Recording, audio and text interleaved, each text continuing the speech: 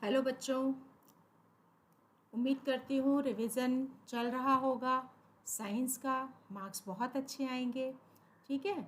और जितना भी रिवीजन है उसको करने के साथ साथ आप लोग जितने प्रीवियस ईयर्स के क्वेश्चन पेपर्स हैं उनके इम्पॉर्टेंट क्वेश्चंस भी कर रहे होंगे। यहाँ पर मैं chapter 8 how do organisms reproduce का के कुछ इम्पॉर्टेंट क्वेश्चंस लेकर आई हूँ, जो पहले क्वेश्चन पेपर्स में पिछले सालों में आ चुके हैं। और ये भी चांसेस हैं कि जो अब ये करंट क्वेश्चन पेपर होगा इसमें भी आने के 90 to 95% चांसेस तो हैं, ठीक है। तो एक के बाद एक हम क्वेश्चन सॉल्व करते चले जाएंगे चैप्टर का। तो डायग्राम्स के साथ में मैंने इसको एक्सप्लेन कर रखा है। क्वेश्चन नंबर 1 क्या है? Give one example for each of the following plants in which vegetative propagation occurs by grafting. कौन सा ऐसा प्लांट है जिसमें ग्राफ्टिंग से वेजिटेटिव प्रोपेगेशन होता है? देखो बच्चों, मैंने पिछले वीडियो में आप लोगों को बताया था, जो मेरा इस चैप्टर का वीडियो था, कि वेजिटेटिव प्रोपेगेशन का मतलब क्या होता है। प्रोपेगेशन का मतलब होता है किसी भी चीज़ को बढ़ाना, और वेजिटेटिव का मतलब हो गया प्लांट्स। तो प्लांट्स में रिप्रोडक्शन को कैसे बढ़ाया जा सकता है, तो उस प्लांट का नाम बताना है जो ग्राफ्टिंग से होता है। Rose, grapes, they can be vegetatively propagated by grafting. Rose में आप लोगों ने बहुत सारे कलर्स देखे होंगे, ब्लैक कलर देखा होगा, ऑरेंज देखा होगा, पर्पल देखा होगा। जो नेचुरल कलर्स नहीं है, नेचुरल कलर्स तो एक ही होता है, रेड कलर होता है, ठीक है। लेकिन अगर हम उनको आर्टिफिशियली वेजिटेटिवली प्रोपेगेट करेंगे, यानी कि हम आर्टिफिशियली रिप्रोड्यूस करेंगे, रिप्रोडक्शन को बढ़ाएंगे, तो ग्राफ्टिंग के थ्रू हम रोज़ में डिफरेंट कलर्स को लेके आ सकते हैं। सीडलेस ग्रेप्स आप लोग खाते हैं आजकल, ये सब भी कैसे प्रोड्यूस होते हैं? Bye vegetative propagation. दूसरा क्वेश्चन है plants in which vegetative propagation occurs by leaves. कौन सा प्लांट है जिसमें वेजिटेटिव प्रोपेगेशन लीव्स से होता है? ब्रायोफिलम। 8th में भी पढ़ा, 9th में भी पढ़ा, और अब हम 10th में भी पढ़ रहे हैं। 10th में देखो यहाँ पर ये ब्रायोफिलम की लीफ है। ब्रायोफिलम की लीफ में नॉचेस पे छोटी छोटी बर्ड्स गिवन होती है। ये बर्ड्स रूट डेवलप हो जाता है इनमें, और इसके बाद अगर ये सॉइल पर गिर जाए टूट कर, तो एक नया प्लांट डेवलप हो जाता है। थर्ड क्वेश्चन है name a plant that has lost the capacity to produce seed, how can it reproduce. कौन सा ऐसा प्लांट है जिसमें सीड नहीं बनता? बनाना, केला, केले में सीड नहीं बनता। हम केला खाते हैं, कभी सीड खाया है उसमें? कभी नहीं खाया। कैसे बना? वेजिटेटिव प्रोपेगेशन से। देखो बनाना में क्या होता है, ये सकर्स प्रेजेंट होते हैं। सकर्स रूट्स होती हैं जो कि सॉइल के अंदर डेवलप होती हैं, और जब इनको फेवरेबल कंडीशन मिलती है तो हम ये कह सकते हैं कि ये सकर्स एक नए प्लांट में डेवलप हो जाते हैं। नेक्स्ट क्वेश्चन क्या है? Name the hormone the secretion of which is responsible for dramatic changes in appearance in girls when they approach 10 to 12 years of age. 10 से 12 साल की एज में गर्ल्स के अंदर कुछ चेंजेस आते हैं, secondary changes, secondary sexual characters develop होने स्टार्ट हो जाते हैं। कौन सा हार्मोन है जो इन सब के लिए रिस्पॉन्सिबल है? That is the estrogen. देखो गर्ल्स के अंदर या फीमेल के अंदर दो हार्मोन सिक्रीट होते हैं, एक होता है प्रोजेस्ट्रॉन और दूसरा होता है एस्ट्रोजन। प्रोजेस्ट्रॉन हार्मोन रिस्पॉन्सिबल होता है for pregnancy, P for progesterone and P for pregnancy, ठीक है। ऐसे आप याद कर सकते हो। Estrogen hormone it is responsible for the secondary sexual characters. Secondary sexual characters में बहुत सारे कैरेक्टर्स आ जाते हैं, जैसे डेवलपमेंट ऑफ निपल्स आ जाता है, डार्कन एरिया होना स्टार्ट हो जाता है, प्यूबिक एरिया में हेयर्स आ जाते हैं, स्किन ग्लो करने लगती है, स्किन ऑयली भी हो जाती है, वॉइस शार्प हो जाती है, स्वीट हो जाती है, गर्ल्स सुंदर दिखने लगती हैं। ये सारे के सारे कैरेक्टर्स आ जाते हैं सेकेंडरी सेक्शुअल कैरेक्टर्स में। नेक्स्ट क्वेश्चन है right the full form of DNA. DNA की फुल फॉर्म क्या है? ऑब्वियसली डीऑक्सीराइबोस न्यूक्लिक एसिड, ठीक है, जानते हैं हम पहले से ही। कहाँ लोकेटेड है? न्यूक्लियस के अंदर। न्यूक्लियस कहाँ है? सेल के अंदर। What does it consist of? क्या कंसिस्ट करता है ये? जीन्स कंसिस्ट करता है, ठीक है। Nucleotides which make nucleic acids. Nucleotides, यहाँ पर देखो ये हेलिकल स्ट्रक्चर है डीएनए का। हेलिकल स्ट्रक्चर में जीन्स प्रेजेंट है, और जीन्स न्यूक्लिक एसिड्स की या प्रोटीन की बनी होती है, ठीक है। How does the creation of variations in A species promote survival. किसी भी स्पीशीज में वेरिएशन कैसे सर्वाइवल को प्रमोट करता है, बढ़ाता है? एडवर्स कंडीशंस में वेरिएशन क्या है? Variation it is the error in DNA कॉपिंग, DNA कॉपिंग में अगर एरर आ जाता है, गलती हो जाती है, तो चेंजेस आ जाते हैं इंडिविजुअल्स में, किसी भी स्पीशीज़ में। सभी इंडिविजुअल्स में नहीं आते, कुछ में आते हैं, और जिनमें आते हैं अगर वो यूज़फुल चेंजेस हैं तो एडवर्स कंडीशंस में भी वो ऑर्गेनिज्म सर्वाइव कर सकता है। ठीक है, तो क्रिएशन ऑफ वेरिएशन क्या इंक्रीज करता है? प्रोबेबिलिटी और chances of survival of some members of the population. सभी का नहीं कहा, जैसे बैक्टीरिया का हमने एक एग्जांपल लिया था। बैक्टीरिया में क्या था, कुछ बैक्टीरिया में चेंजेस आए थे, तो अगर हम उन हॉट बॉइलिंग वाटर में डालते हैं तो वो बैक्टीरिया सर्वाइव कर जाते हैं, लेकिन जिनमें चेंजेस नहीं आए थे वो मर जाएंगे। ठीक है, अब नेक्स्ट क्वेश्चन क्या है, list any two pubertal changes that appear in both boys and girls. देखो अभी बताया था, पीछे क्वेश्चन था, क्वेश्चन नंबर 2 था कि प्यूबर्टल चेंजेस जो बॉयज़ और गर्ल्स दोनों में कॉमन होते हैं। गर्ल्स का मैंने बता दिया था, लेकिन बॉयज़ और गर्ल्स दोनों में ही कॉमन कौन कौन से हैं? प्यूबिक एरिया में हेयर्स का आना, उसके अलावा स्किन ऑयली हो जाना, पिंपल्स आने। बॉयज़ और गर्ल्स परेशान हो जाते हैं यंग एज में कि भाई ये बहुत पिंपल्स निकल रहे हैं, तो मम्मा कुछ ऐसा दे दो जिससे पिंपल्स ख़त्म हो जाए, है ना। तो ये जो कॉमन चेंजेस हैं secondary sexual characters, hormones secrete होते हैं बॉयज़ में भी और गर्ल्स में भी। बॉयज़ में होता है टेस्टोस्टेरोन, गर्ल्स में होता है एस्ट्रोजन, जो रिस्पॉन्सिबल होते हैं for the secondary sexual characters. Next question क्या है, specify the event which occur in reproductive system of a human female. Human female में कौन से इवेंट्स हैं जो रिप्रोडक्टिव सिस्टम में होते हैं अगर एग फर्टिलाइज हो जाता है तो, और एग फर्टिलाइज नहीं होता है तो। देखो भैया, एग फर्टिलाइज हो जाता है तो प्रेगनेंसी होगी, क्योंकि यहाँ से एक ओवम रिलीज होगा ओवरी से, कहाँ पर आके बैठेगा? फेलोपियन ट्यूब में। स्पर्म कहाँ से जाएगा? थ्रू वेजाइना जाएगा और जाके फेलोपियन ट्यूब में ओवम को फर्टिलाइज कर देगा। अगर ओवम फर्टिलाइज हो जाता है तो जाइगोट बनेगा, और जाइगोट वापस आता है इस यूट्राइन लाइनिंग के अंदर। ठीक है, और यहाँ पर ये एम्ब्रियो में डेवलप होता है, फिर फीटस में डेवलप हो जाता है। ये तो हो गया एग फर्टिलाइज हो जाता है तब। अगर एग फर्टिलाइज नहीं होता तब क्या होगा? एग फर्टिलाइज नहीं होगा तो मेंस्ट्रुएशन होगी। मेंस्ट्रुएशन कैसे होता है? ब्लड वेसल्स जो होते हैं इस यूट्राइन वॉल के चारों तरफ जो प्रेजेंट होते हैं वो क्या होते हैं, वो बहुत ज़्यादा हम ये कह सकते हैं कि गिरने लग जाते हैं, क्योंकि यूट्राइन वॉल स्पॉन्जी हो जाती है।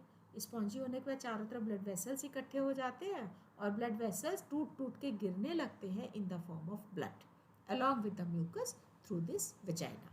This is menstruation.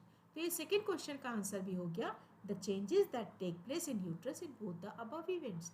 प्रेगनेंसी में यूट्राइन वॉल स्पॉन्जी होती है, तो जाइगोट आके यहाँ पे एंडोमेट्रियम में अपने आप को अपनी जगह बना लेता है।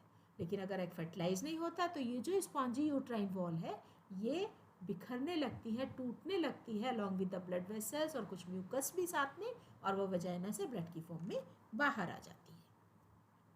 नेक्स्ट क्वेश्चन है, how can pregnancy be prevented surgically. Pregnancy अब मान लो एग फर्टिलाइज हो गया, लेकिन अगर एग फर्टिलाइज हमें प्रेगनेंसी चाहिए ही नहीं तो हम क्या करेंगे? प्रेगनेंसी नहीं चाहिए तो उसके दो तरीके होते हैं, वासेक्टॉमी एंड ट्यूबेक्टॉमी।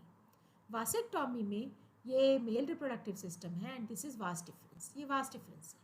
वास्ट डिफरेंस में कहीं पर भी एक कट लगा दिया जाता है, इसे ब्लॉक कर दिया जाता है, तो स्पर्म्स तो प्रोड्यूस होते हैं टेस्टिस में और चलते भी हैं, लेकिन कहाँ तक नहीं पहुँच पाते हैं?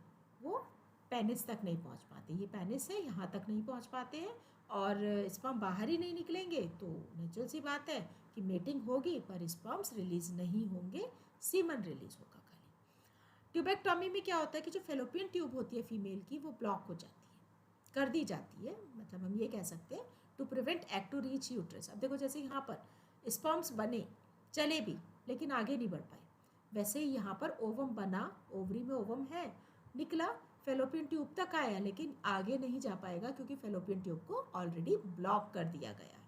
तो कोई भी रास्ता अगर ब्लॉक कर दो तो आगे हम बढ़ सकते हैं, उसमें नहीं बढ़ा जा सकता। बिल्कुल वैसे ही अगर ट्यूबेक्टॉमी होती है, फेलोपियन ट्यूब को ब्लॉक कर दिया, ओवम आगे नहीं जाएगा। स्पर्म अगर रिलीज हो भी गया, मान लो वासेक्टॉमी नहीं हुई है, सिर्फ ट्यूबेक्टॉमी हुई है, स्पर्म आएगा जरूर पर ओवम तक नहीं पहुँचेगा। इसी तरीके से वास्ट डिफरेंस में क्या है कि यहाँ पर स्पर्म्स प्रोड्यूस तो हुए लेकिन आगे नहीं बढ़ पाए। ओवम रिलीज भी हुआ, आ भी गया फेलोपियन ट्यूब में, पर स्पर्म्स नहीं पहुँचेंगे क्योंकि ऑलरेडी वासेक्टॉमी हो चुकी है। नेक्स्ट क्वेश्चन क्या है, how do the following plants reproduce. Potato कैसे रिप्रोड्यूस होगा, ट्यूबर से होगा, this is known as tuber. Tuber में आईज प्रेजेंट होती हैं, आईज क्या है, these are the small buds, eye के फॉर्म में होती है, इसलिए इनको नाम दिया आई। तो जैसे ही फेवरेबल कंडीशंस, मॉइस्चर मिलता है, तो ये बड डेवलप होना स्टार्ट हो जाती है और एक नए शूट में, नए प्लांट में डेवलप हो जाती है। स्वीट पोटैटो रूट से होता है, these are the sweet potato, ये मैंने डायग्राम दे दिया है यहाँ पर जिससे इजीली समझ में आ जाए। जिंजर बाय राइजोम, राइजोम क्या होता है, राइजोम फ्लैशी अंडरग्राउंड स्टेम होती है। देखो यहाँ पर ये भी क्या है, स्टेम ही है और ये भी स्टेम है। तो फ्लैशी अंडरग्राउंड स्टेम होती है जिसमें बहुत सारी बर्ड्स प्रेजेंट होती हैं, ये बर्ड्स एक नए प्लांट में डेवलप हो जाती है। तो हम ये कह सकते हैं कि ginger it is developed by rhizome. Next question क्या है, explain budding in hydra with the help of diagram.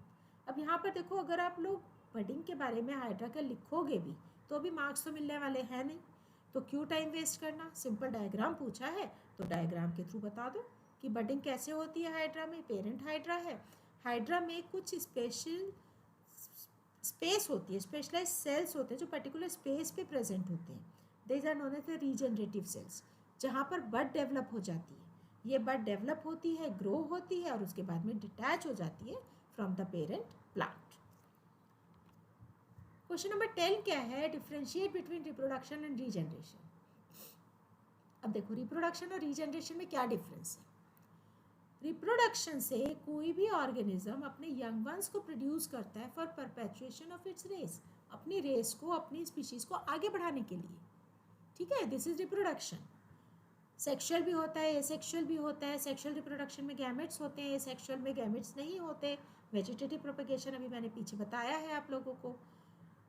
लेकिन रीजेनरेशन में क्या होता है कि कुछ प्लांट्स या कुछ एनिमल्स, जैसे प्लेनेरिया हो गया, हाइड्रा हो गया, हाइड्रा को जैसे यहाँ पर देखो ये हाइड्रा है, अगर इसको हम 2-3 पीसेस में काट दें तो ये 3 पीसेस में काटने के बाद 3 नए हाइड्रा में डेवलप हो जाएगा, this is known as regeneration. Sea beaches पे एक लंबी लंबी घास पड़ी होती है which is known as spirogyra, spirogyra को तोड़ दो, टूट जाती है, उसके बाद एक नए स्पायरोगायरा में डेवलप हो जाती है। ऐसी प्लेनेरिया है, प्लेनेरिया को 2-3 हिस्सों में काट दो तो वो क्या होगा, फ्रेश वाटर एनिमल है ये प्लेनेरिया, फ्रेश वाटर ऑर्गेनिज्म हम कह सकते हैं। तो ये जितने हम पार्ट्स में इसको काटेंगे उतने ही नए प्लेनेरिया बन के डेवलप हो जाएंगे, this is known as regeneration. Exactly alike होते हैं, एग्जैक्टली अपने पेरेंट की तरह होते हैं, कोई डीएनए कॉपिंग नहीं होती इसमें, सिंपल क्या है, कटा हुआ पीस एक नए प्लांट, नए ऑर्गेनिज्म में डेवलप हो गया। नेक्स्ट क्वेश्चन क्या है, name the female reproductive part of a flower. Female reproductive part क्या है फ्लावर का, पिस्टिल, कार्पल, जिसे पिस्टिल भी कहते हैं। Which part of a flower develops into a seed and a fruit. Seed में क्या डेवलप होता है, ovule, fertilised ovary, it develops into fruit, ठीक है। ये बहुत इंपॉर्टेंट क्वेश्चन है, बहुत ध्यान से पढ़ना। डायग्राम भी इंपॉर्टेंट है, एग्जाम में आता है, कई बार लेबलिंग के लिए आता है या फिर बनाने के लिए भी आ जाता है। तो इस डायग्राम की बहुत अच्छे तरीके से आप लोगों को प्रैक्टिस करनी है। Where are the male germ cell and a female gamete present in the flower. Male germ cell और फीमेल गैमेट फ्लावर में कहाँ प्रेजेंट होते हैं, मेल जर्म सेल्स प्रेजेंट होते हैं पॉलन ग्रेन में और फीमेल गैमेट प्रेजेंट होती हैं in the ovary of the flower, ठीक है। ये हम लोग ऑलरेडी कर चुके हैं। लास्ट क्वेश्चन क्या है, name the organ where sperms are produced and name the hormone produced by it. कौन सा ऑर्गन है जहाँ पे स्पर्म्स प्रोड्यूस होते हैं, अभी तो बताया भाई कि स्पर्म्स प्रोड्यूस होते हैं टेस्टिस में, और हार्मोन कौन सा प्रोड्यूस होता है, टेस्टोस्टेरॉन, ठीक है।